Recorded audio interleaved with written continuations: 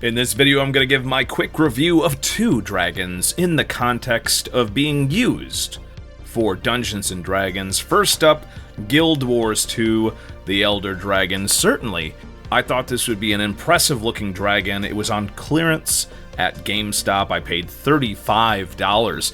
This goes for $80 MSRP. A statue which I thought, because of the price point, the material was certainly worth that price point. Very durable, very good detailed. However, the translucent material, it had this little kind of pearlescent pastel bit, which I guess some people like. I've seen it before in more tchotchke cheap stuff.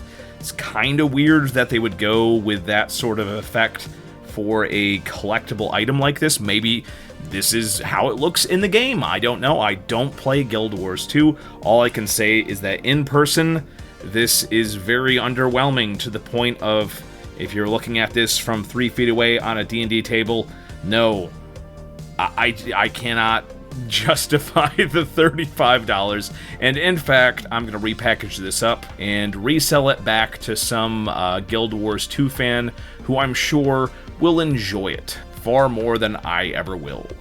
But frankly, even as a shelf piece, I don't understand why they designed it this way. It just sort of sits on the base, and it just sort of sits there, not really like sitting there securely or anything. So even as a shelf piece, like, it fails at its duty of like literally sitting on the shelf securely. So I don't know what they were thinking with this. $80 for this.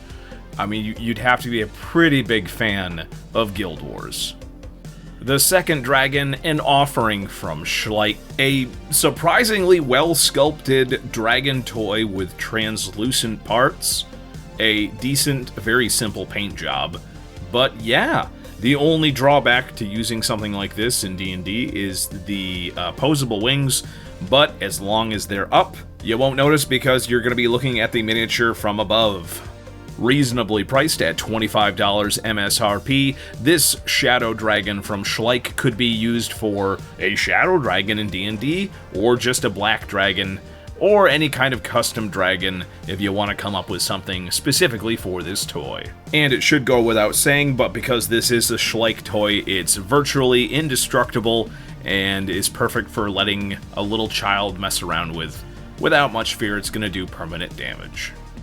So there you have it, folks. Two options that I looked into, and I'm definitely going to keep the Shadow Dragon. Look for the link to that item in the description below. Again, if you have any ideas of alternative miniatures or stuff you think I should review, let me know in the comments below.